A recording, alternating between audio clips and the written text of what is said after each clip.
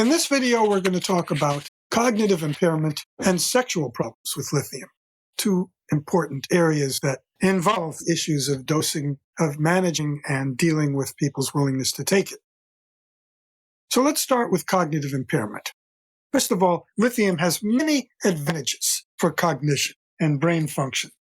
And I mentioned it in a previous video, but I would refer you to an article that I currently have out in the Psychiatric Times, which many of you may get. The February 2020 issue, I have a whole article on the neuroprotective effects of lithium and how lithium improves brain functioning and cognition rather impressively, and is a strong argument for why people should take it.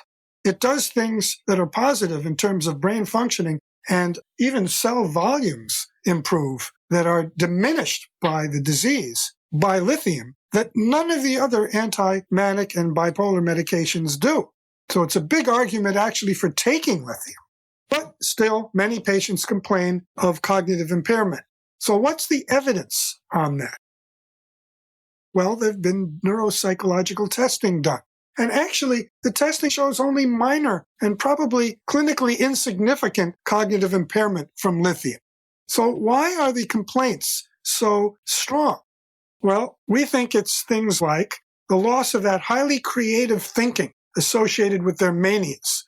They're not having those highs where they really feel very brilliant on top of the world, that they can do anything, that their ideas are better than anybody else's. Now, they may be getting opposition from some others for these supposedly great ideas, and they just try to run roughshod over those people or have big arguments with them about it, and it's got to be my way, not the other way. But they think they're having brilliant ideas, and suddenly that's not happening after lithium. So it feels like their brain is not working. They feel like they've been zombified, turned into an even-keel personality that to them is not the self that they want to be. So this is a very important area for discussion with patients. It should be brought up right when you begin to prescribe. I do it routinely. I tell them that this is going to happen, that they're going to have a loss of some of that great feeling that they get, especially about their thinking. And I ask them, are they ready for that so that they can anticipate it? So it won't come as a shock and surprise when suddenly this happens and they on their own decide not to take it. And come back to you and say, no way, that turned me into a zombie, I'm not taking. That may go on for 10 or 15 years while clinicians go through the whole gamut of everything we have in our repertoire without any great success. And that's often when a consult gets put in and I see them and I think it's time to reconsider lithium. And then we can often persuade them. But meanwhile, they've lost 10 or 15 years of trying all these other things that didn't work. Anyway, so that highly creative thinking. Now, for others, the cognitive problem is that they actually get stuck in a mild depression. It's not euthymia. It's actually mild depression. Lithium is not as good for managing the depressed phase of bipolar. And they may get stuck in something a little below par for them. They're sleeping a little longer than usual. Their brain is indeed slower than their median or best optimal brain. And you may have to add a supplemental treatment for the depressed phase of covering that to add to the lithium.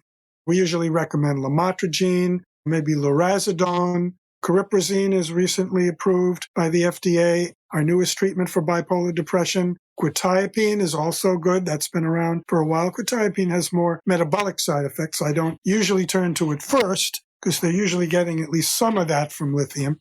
And then they may have more compounding of that with quetiapine. So it does work for bipolar depression, but I might try those other things first. Lorazepam has an FDA approval and good studies showing that adding it to lithium is better than adding placebo, as well as monotherapy studies showing that lorazepam is effective for mild depression. So you should be ready with your options. So this is going to be a major cause of non-adherence, though. People not liking this cognitive impairment, and you need to be ready with your education about it and your options for treatment of the various possible causes. Now, you can try reducing dose to the lower end of the therapeutic range if needed, if you aren't there already. 0.6 to 0.75 is the optimal maintenance dosage range for lithium, as I've indicated in all the previous videos, I keep repeating that key, preferred blood level range at 12-hour trough for lithium. Now, you also can add thyroid if their thyroid function is not optimal. Let's say that your TSH is 2 or higher, as we've discussed in previous videos. If it's 2 or higher, they may need some T4 added in to help with this mild depression. I do not use antidepressants, though. You'll have to refer to bipolar depression algorithm if you need to, but antidepressants, for the most part, do not work in bipolar depression, and they cause more cycling. Indeed, the STEP-BD study, NIMH-sponsored large-scale study of monitoring a group of several thousand bipolar patients over years, in one of their studies, they found that adding an antidepressant for depression and bipolar depression triples the number of depressions they're going to have going forward from that, compared to if they weren't given an antidepressant. I know there's a lot of antidepressants still being used out there, but it's not where the evidence is. So yes, you'll be in this position where patients are saying that they have cognitive impairment. You determine that it's mild depression, so you need to be ready with your algorithm for managing, according to the evidence-based best treatments we have, those mild depressions with add-ons to the lithium. And many of those treatments, by the way, actually have studies for evidence of add-on to lithium. All right, so moving to the second problem I'm discussing in this video, and that is sexual problems. Now, we think of some of the other treatments we give in psychiatry as more likely to cause sexual problems. Certainly the SSRIs and SNRIs are very well known for their erectile dysfunction, delayed ejaculation, loss of libido, and so on. And some of the antipsychotics, especially those that elevate prolactin, drugs like risperidone, first-generation antipsychotics, haloperidol, these all cause prolactin elevation, which is associated with significant sexual dysfunction. So maybe we don't have lithium on the top of our list of drugs that we will immediately wonder if it's a cause. So I would say that when you encounter this with your patients, and it's not explained by one of the other drugs that they're on, and it's not due to a comorbid medical illness or an ongoing serious substance use disorder, if you've dealt with all that and they still seem to have it from the lithium, then I think you could agree that it could be from the lithium. So what could we do about that? Well, actually, there is one small study using, get ready for this, aspirin. Aspirin at a dose of 240 milligrams a day, a little lower dose than one aspirin tablet, was found useful in one controlled study in 2013 that I cite in the printed version of this lecture. So you could try that for the sexual side effects of lithium. Now, what else could you do? You could certainly lower lithium within the maintenance range, as we've discussed as a strategy for almost all the other side effects we've reviewed. You could eliminate other causes of sexual dysfunction. I didn't talk about non-psychiatric drugs that could cause sexual dysfunction, but there are the antihypertensives that are famous for that, and they may need to be changed to different ones in consultation with their primary care. Another option for dealing with it is consider having sex at the time of the lowest lithium level. Like if they're on their lithium once a day at night, their lithium level will be lowest just before they take that night dose. So that would be perhaps a good time to see if the sexual function is perhaps better, rather than taking the lithium and then having sex an hour or two later.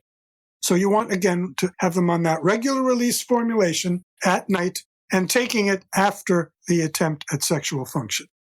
I suppose if the sex problem is not due to lithium or any of those drugs, it could be due to psychological issues in the relationship, of course, and whether they should be referred for appropriate evaluation of that, including sex therapy, would certainly be a consideration. And finally, last but not least, we always have sildenafil. It seems to work for a wide variety of sex problems caused by drugs or not caused by drugs. It definitely works for sex problems caused by SSRIs and SNRIs. Whether it would help with sex problems from lithium, I don't know, but it's possible. So the key points of this video are: patients complain of cognitive impairment. This was assumed to be real by expert clinicians for years, until relatively recent objective neuropsychological studies have failed to verify much impairment. So it may be that this impairment is coming from other causes, like loss of the sharp thinking associated with the manias, or mild persisting depressions. Education that patients should expect this possible effect can head off abrupt discontinuation impulses by patients later, hopefully. A second and perhaps underemphasized side effect from lithium is sexual dysfunction. We're much more familiar with this side effect from many other of the drugs we give. But some evidence has emerged that lithium can cause it, which I discussed in detail. Further research is needed, but for dealing with it, you could try eliminating the other drugs that are more likely to cause it, try lowering lithium dose, time the sex to lithium before they take their 24-hour, once-a-day, immediate release formulation of lithium, so that lithium is at its 24-hour lowest trough level, or consider sildenafil, or consider this one study where they tried aspirin, 250, one small study that showed that. Needs replication, of course.